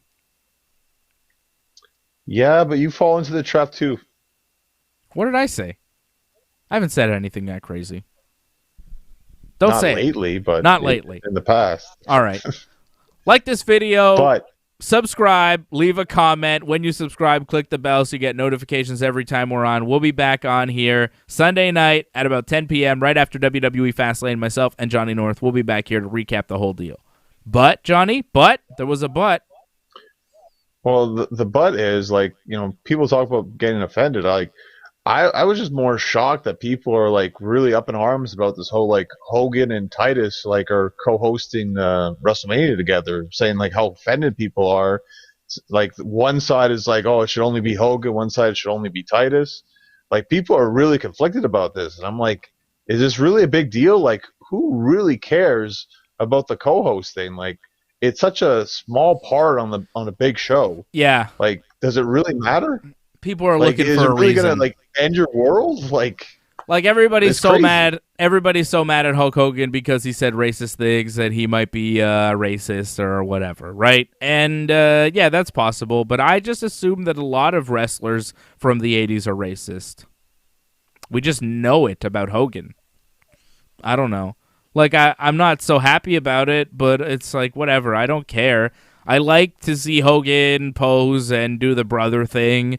It's fun, it's nostalgia, and it's, you know, I like Hulk Hogan, the character. Hulk Hogan, the man, Terry Bollea, I don't think he's great, but I don't think that he's the worst guy that there's ever been either. I mean, you're telling me a man in his late 60s from Florida who looks like that is racist? I mean, color me shocked. You know what I mean? Come on now. I don't know. He's been in the wrestling business a while. He says some shit. I don't know. I don't know if he's a racist or not. He might be.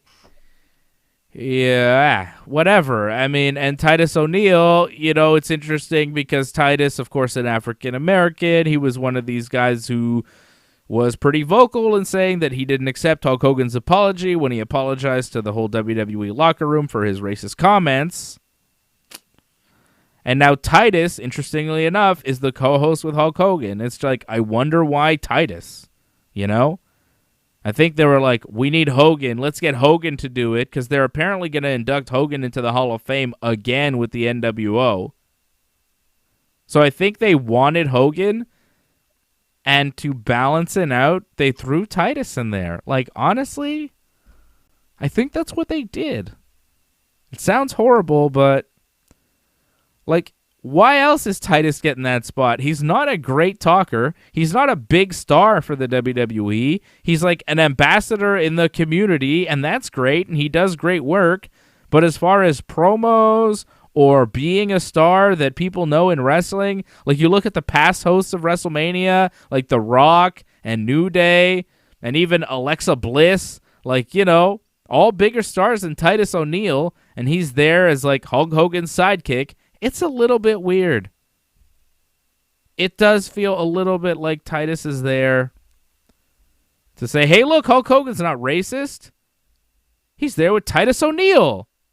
It does feel a bit like that, right, John? Like, why else is Titus there?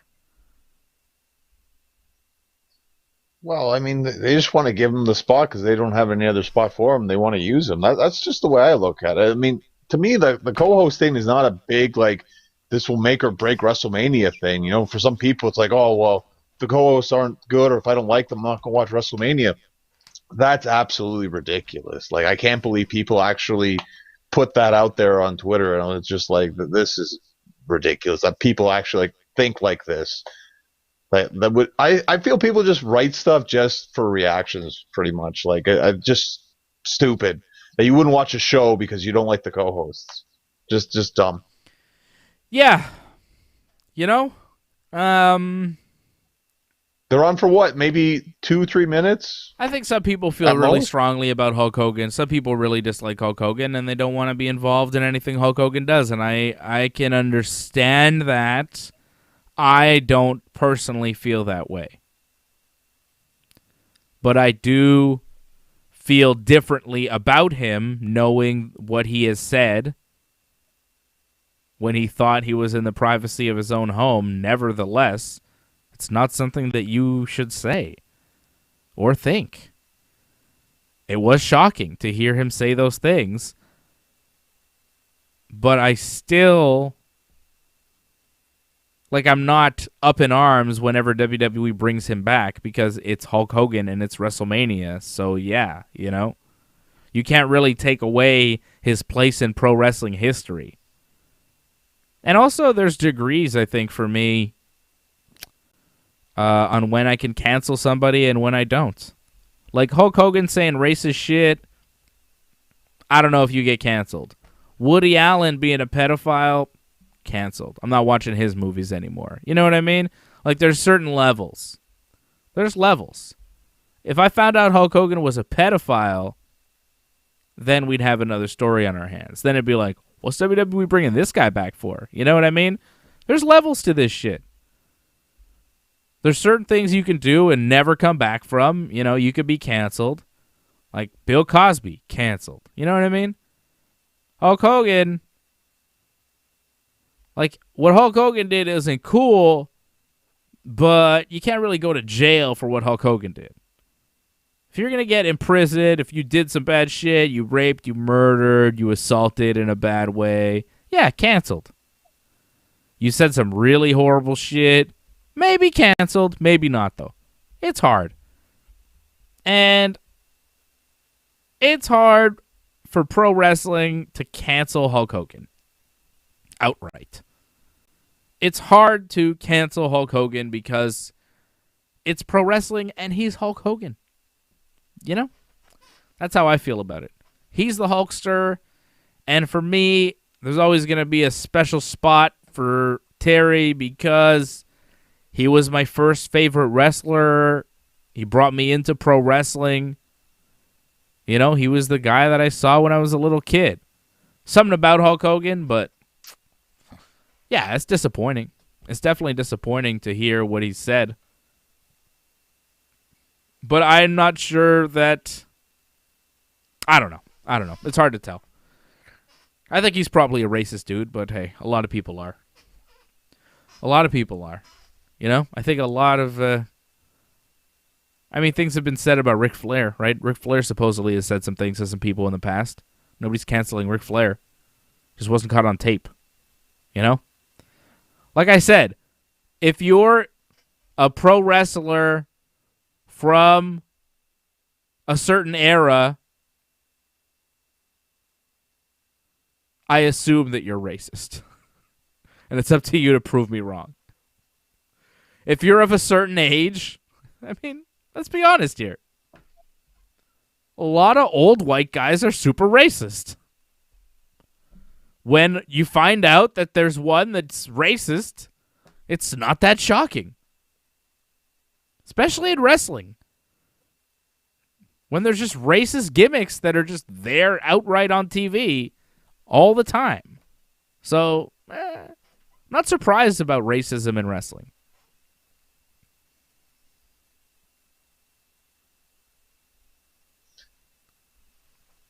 I don't think they should use Hogan, but they've decided to forgive him, so that's their stance on it. So that's what they're going to do. They've already brought Hogan back several times before in the past, so I don't understand why people are up in arms when they've already moved on from it themselves. We got guys that are saying that they're old now in the chat, and they're like, I'm not racist. Hang on a second. Lauren Cronish is like, I'm 57. I'm not racist. Patrick C. Hamilton's like, I'm 56. I'm not racist. Well, you guys are at the cutoff. You know what I mean? Like, I'd say 65 and over, there's going to be some racism going on. 70, 75 plus, for sure there's racism going on. 80 and above, if you're a white person, there's institutional racism. I think that it's there. I'm not saying every old white person is racist. I'm just saying that there's a lot of them that are. A big percentage of older people that don't, I mean, just older people in general that don't have today's sensibilities and didn't kind of come up in today's society. You know what I mean? Older people. Not you guys that are watching the show. I'm talking about people, you know what I mean? See, Lauren Cronish is like, you know, he's 57, but he goes, my father, on the other hand. Exactly, Lauren. That's exactly what I'm talking about. I don't see, like, 50. I'm not saying 50, 60, but Hogan's 67. And he's from Florida. You know? Yeah, 85-year-old man. Old 85-year-old white guy. You kind of expect him to be racist, don't you? When he's not, you're like almost shocked. You know what I mean? All right, let's end the show before we get ourselves into any trouble. Thanks, everybody, for watching. We appreciate you. Don't forget to subscribe, become a member. Go to donate.ringsidereport.net. Go to merch.ringsidereport.net. Get this cool cup that I've been sipping out of. It's got Fred's face on it and AJ's face and even my face. What? All right. Yeah, and Lauren's like, I don't discuss racial issues in front of his 85-year-old father and his kids, right? He's not going to talk about race in front of his dad and his kids because he knows it could get a little touchy because he's 85. You know? It happens. Mako's mad, but that's all right, Mako. We still love you, Mako. You're not going to please everyone. Not going to please everyone, and that's part of the show. We're here for you. We love you. Mako was with me on the Jim Cornette stuff. He's not with me on this. And that's okay. We all love Hulk Hogan, and that's the most important thing. We all love Hulk Hogan. We'll see you again on Sunday. Love. Johnny, you love Hulk Hogan, goddammit. Okay, you love him. You want to. I have really? Like I'm pretty pissed about Hogan WrestleMania 9 still, to be honest, but so salty. Hogan's the best, all right? Hulkamania lives on forever, brother. What you gonna do when Hulkamania runs wild on you?